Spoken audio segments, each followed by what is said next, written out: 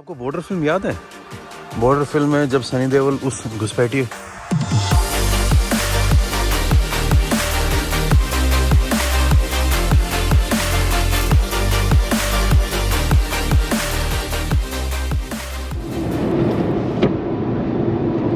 साली मक्खी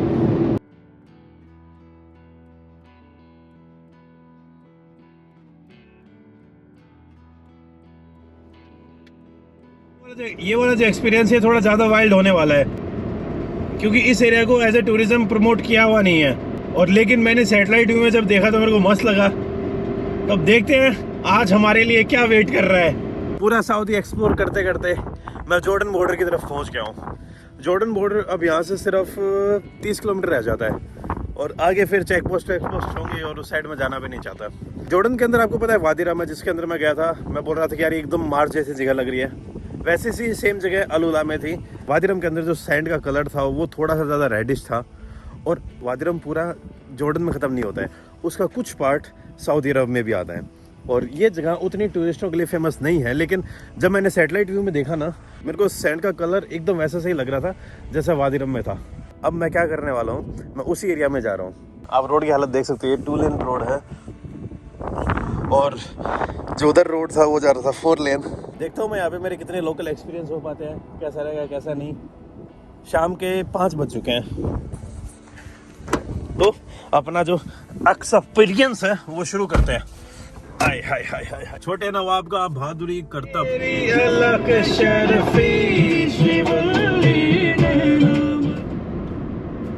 भाई एकदम वैली के बीच से जा रहा हूँ।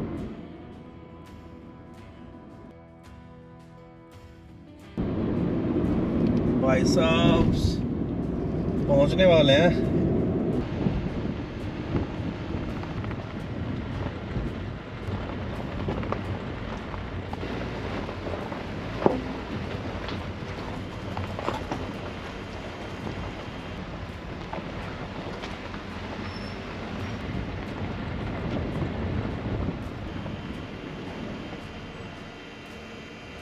आगे शायद गाड़ी जा नहीं पाएगी, एक बार मैं देख के आ रहा हूँ क्या है उधर।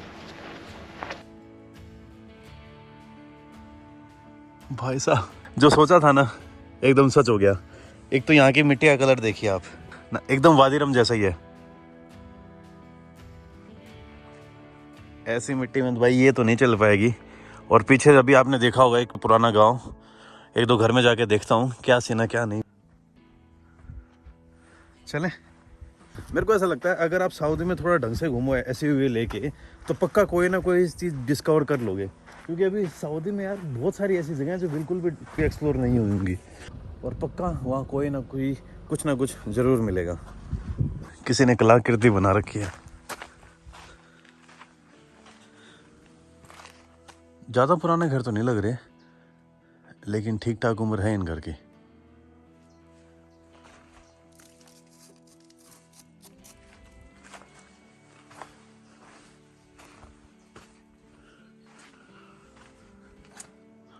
ऊपर लकड़ी वकड़ी लगा रखे हैं, लेकिन अब ये जगह एकदम अबेंडेंड हो गई है। अच्छा खासा गांव था ये। कहीं कुत्ते निकल के ना आ जाएं। कुत्ते मैंने गांव में देख लिए हैं यहाँ पे, और कुत्तों के साथ आपको पता है मेरा रिलेशन कैसा है। आपको बॉर्डर फिल्म याद है? जब सनी देओल या फिर अक्षय खन्ना उस घुसपैठी को मारते हैं तो इसी टाइप का घर होता है ना, वो मिट्टी का।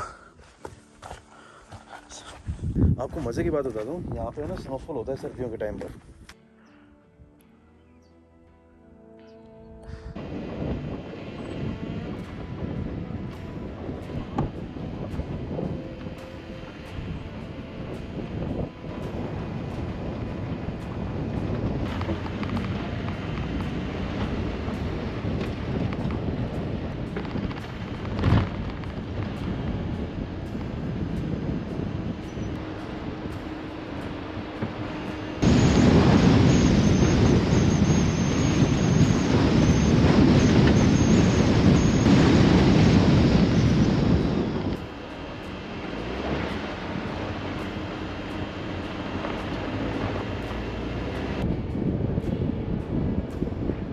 अभी एक और जगह थी वहाँ पे मस्त, वहाँ पे जा रहा था।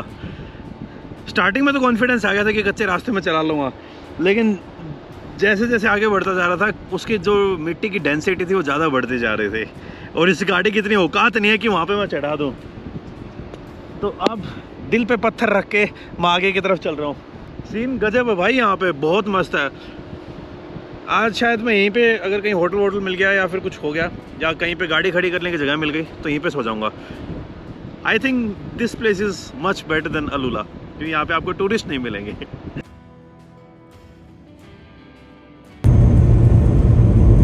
ये साइडों में देख रहे हो, ये डस्टबिन है भाई, हर 100 मीटर के ऊपर एक डस्टबिन आ रहा है।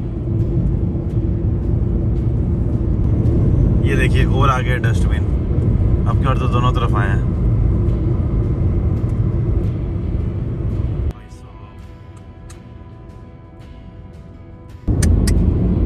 यार नेचर यार सच में खतरनाक है भाई।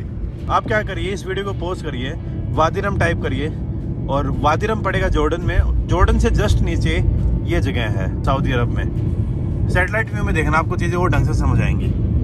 हबीबी फंदूक फंदूक होटल होटल अरबी खाम अरबी श्वे श्वे, शुक्रान हबीबी। अब आप यहाँ का व्यू देखिए यार,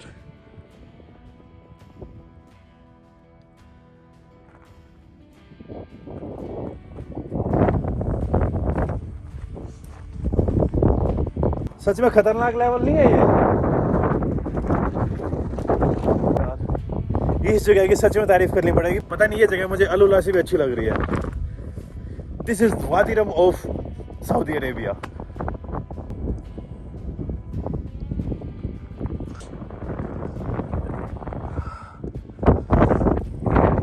चलो निकलते हैं, सर्दी लग रही है भाई। सामने जो रोड आ रही है काइंड ऑफ मेन रोड है, लेकिन अब पता नहीं कितना मेन है। जगह वगैरह मिल जाए, पेट्रोल पंप पे बात करूंगा कि यार आज रात को सोने दो, नहीं तो यहाँ पे कहीं आसपास जगह मिल जाएगी या सोने को। मैं तेल ले लेता हूँ एक बार, थोड़ी बहुत गाड़ी में तेल कम हो रखा है। अब मेरे को यूँ लग रहा है कि ज़्यादा बॉडी को पुश नहीं करना चाहिए। पिछले 2 दिनों से मैं ढंग से सोया नहीं हूँ, और अगर आज भी मैं कार में सोया ना तो पंगे हो जाएंगे। मैं अब ताबूक की तरफ निकल रहा हूँ।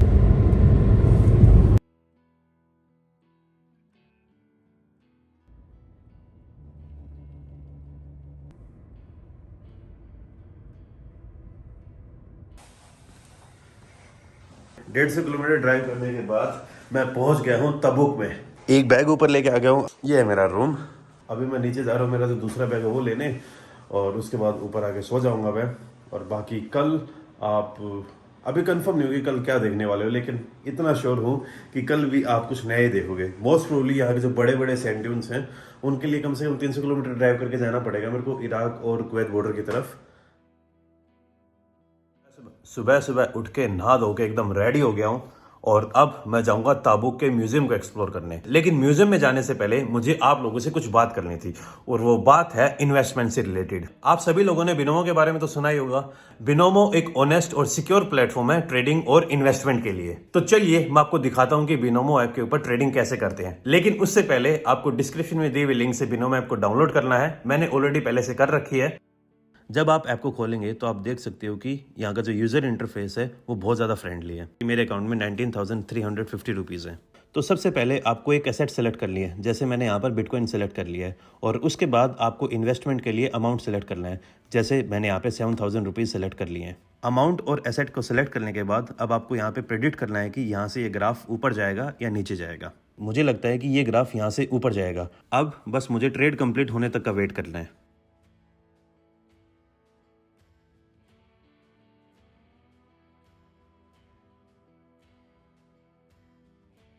अब आप देख सकते हो कि सिर्फ ग्राफ प्रेडिक्ट करने पर मुझे 7,000 की इन्वेस्टमेंट के ऊपर 9,100 रुपीज़ का प्रॉफिट हुआ है। बिनोमो ऐप की सबसे बेस्ट क्वालिटी है यहाँ का कस्टमर सपोर्ट, जो 24 घंटे 7 दिन आपके सपोर्ट के लिए हाजिर है।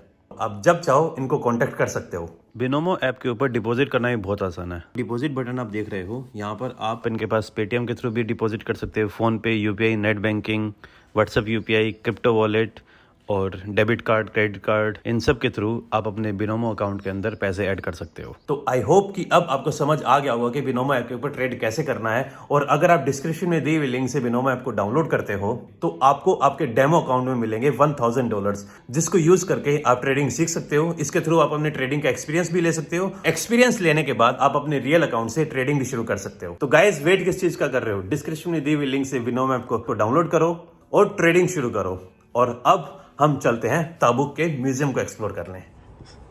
सऊदी अरेबिया की एक मस्त बात देखो, यहाँ पे ड्राइव इन वाले एटीएम, आपको कार से उतरने की जरूरत ही नहीं है। इस टाइप की स्पेशल जगह बना रखी है, वहाँ पे एक एटीएम रख दिया है और वहाँ से आप डायरेक्टली बिना गाड़ी से निकले एटीएम से पैसे निकलवा सकते हो। और वही अभी मैं करने वाला हूँ। अब देखना, यहाँ से मैं पैसे निकलवाऊंगा।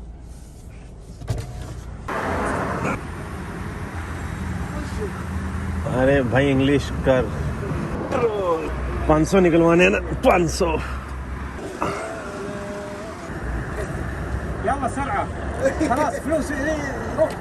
अकाउंट बैलेंस 167 रियाल था तो 500 रियाल निकले क्यों नहीं, पता नहीं, साला दिमाग खराब हो गया। चलो अब निकलते हैं यहाँ से, बहुत हो गया। मैंने लाइफ में पहली बार ऐसा सीन देखा है कि एटीएम भी ड्राइव थ्रू है। इससे पहले मैंने ध्यान नहीं दिया, अब मेरे को समझ आ रहा है कि एटीएम के लिए हमेशा ऐसी स्पेशल जगह क्यों थी। आज मेरे को समझ आया कि भाई वो basically kind of drive through था एटीएम के लिए।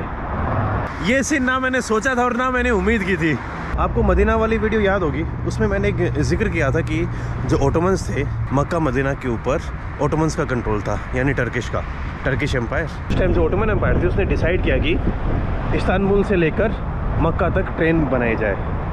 और वो इस प्लान में पूरी तरीके से सक्सीड नहीं हो पाए क्योंकि वर्ल्ड वार आ गया और वो बहुत सारे कारणों की वजह से पॉलिटिकल सिनेरियो चेंज हो गए। और एंड के टाइम में जो ओटोमन एम्पायर थी वो भी बहुत ज़्यादा वीक पड़ रही थी, लेकिन उन्होंने सीरिया से लेकर मदीना तक ट्रेन बना दी थी। ट्रेन ने शायद 2 बार ही अपनी पूरी जर्नी कर पाई होगी। इसमें जर्मन इंजीनियर्स का भी हाथ था, टर्किश इंजीनियर्स का भी हाथ था। रेलवे प्रोजेक्ट का नाम रखा गया हेजाज रेलवे। 19th सेंचुरी के एंड में इस प्रोजेक्ट को स्टार्ट किया था। 80% जो प्रोजेक्ट था वो कंप्लीट भी हो गया था। दमस्कस से इस्तांबुल का पार्ट बचा हुआ था, दमस्कस बोले तो सीरिया की कैपिटल, और मदीना से लेके मक्का तक का पार्ट बचा हुआ था। बाकी पूरा का पूरा पार्ट उन्होंने कंप्लीट कर लिया था। और शायद अगर वर्ल्ड वॉर नहीं आता और टर्किश एम्पायर एंड में कंट्रोल लूज़ ना करती तो आज भी शायद मक्का मदीना टर्की के अंडर आता। यहाँ पर अरब का इन्फ्लुएंस मुझे नहीं लगता था हो पाता अगर वर्ल्ड वॉर नहीं होता तो। हजाज रेलवे नेटवर्क थी, वो ताबुक से होते हुए भी गुजरती थी। अभी जो आप ये बिल्डिंग देख रहे हो, ये आधी से ज़्यादा बिल्डिंग आज से 120 या 130 साल पुरानी है। ये था ताबुक का रेलवे स्टेशन। और अब मैं एंट्री ले रहा हूँ। ये उस टाइम सेरेमनी रखी गई थी जब पहली बार ट्रेन मदीना पे पहुंची थी। Ceremony of the arrival of the railway at Al Medina. उस टाइम ऐसा था ताबुक का स्टेशन। मस्त नहीं लग रहा है ये विंड मिल टाइप में, ये मेन स्टेशन और ये रेलवे कार्ट। अरे हाँ, ये उस टाइम की टिकट वेंडिंग मशीन, ये उस टाइम का टेलीफोन, स्टेशन की घंटी टन टन टन टन। ये स्टीम इंजन है क्या है भाईजान? ये कोयले का इंजन था क्या? कोयले का ना, शोले में है ना सीन। और भाई इसके अंदर शायद कोयला भरा जाता होगा यहाँ से। हाँ, यहाँ पे इंजन होगा, कोयला डालते होंगे और ये शायद ब्रेकिंग सिस्टम होगा।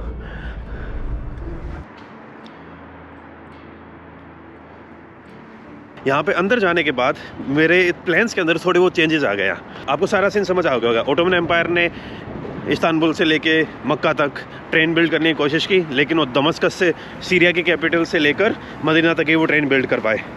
उसके बाद वर्ल्ड वॉर आ गया और जो ओटोमन एम्पायर थी वो फॉल हो गई और सऊदी अरेबिया वापस से अरब्स के कंट्रोल में आ गया। ये था अब तक का सीन। उसके बाद में क्या होता है कि जो पुराना रेलवे नेटवर्क था वो सब ख़राब हो गया। ब्रिटिशर्स और जो यहाँ के लोकल लीडर्स थे उन सब ने उस रेलवे नेटवर्क को डिस्ट्रॉय कर दिया। ब्रिटिशर्स का भी इसमें बहुत बड़ा हाथ था। गाड़ी में जाके आपको ढंग से चीज़ें समझाता हूँ। और अब जो मेरा वाइल्ड प्लान है उसको भी एग्जीक्यूट करने का टाइम आ गया है। अब आएंगे ना मज़े भाई साहब, एनर्जी वापस आ रही है। जुकाम हो रखा है लेकिन क्या कर सकते हैं। गाड़ी में चलता हूँ, रुको। तो जब मैं अंदर मैप्स के ऊपर इस रेलवे लाइन को फॉलो कर रहा था सैटेलाइट व्यू में, आपको पता है यार ये सीन देखो, जो लोग मुझे पहले से देख रहे हैं उन सबको पता है कि मैं चीज़ें कैसे ढूंढता हूँ मैप्स के ऊपर। मैं ज़्यादा टूरिस्ट अट्रैक्शन से दूर होके मैं क्या करता हूँ, मैप को सैटेलाइट व्यू में खोल लेता हूँ और जो भी थोड़ी सी अलग टाइप की जगह लगे वहाँ चला जाता हूँ। जैसे आपने लास्ट वीडियो में देखा होगा, वो कोई टूरिस्ट डेस्टिनेशन नहीं थी, लेकिन अगर सऊदी गवर्नमेंट ढंग से ध्यान दे तो वो जगह मुझे अल उला से भी बेहतर लग रही थी। और वो तो यार कल रात को मुझे होटल नहीं मिला, नहीं तो उस एरिया में और भी मस्त मस्त जगह दिख रही थी मुझे सैटेलाइट व्यू में। म्यूजियम के अंदर था, तब मैं देख रहा था कि इस पूरे नेटवर्क को सैटेलाइट व्यू में देख रहा था कि ट्रेन कहाँ से जा रही है कहाँ से नहीं। और मुझे एक मस्त उस टाइप की टनल मिली है और अब मेरा मन है उस टनल के आसपास जाने का। उस टनल के आसपास से वो मेन रोड से 2 से 3 किलोमीटर दूर पड़ेगी और वो ताबुक से लगभग 60 से 70 किलोमीटर जगह। एक बार मैं कोशिश करता हूँ वहाँ पे जाने की और देखते हैं कि वहाँ पे क्या अपने को मिलता है क्या नहीं।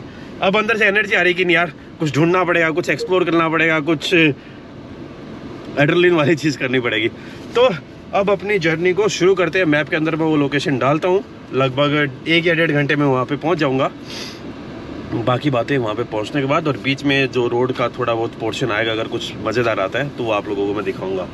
इस रेलवे नेटवर्क को दोबारा रिस्टोर करने के भी प्लान हुए थे। World War II ख़त्म हो गया, जिस टाइम पर जो ब्रिटिश का इन्फ्लुएंस था अरब वर्ल्ड में वो ख़त्म हो गया। उसके बाद प्लान हुआ कि वापस से इस रेलवे नेटवर्क को बिल्ड किया जाए एज ए मुस्लिम ब्रदरहुड।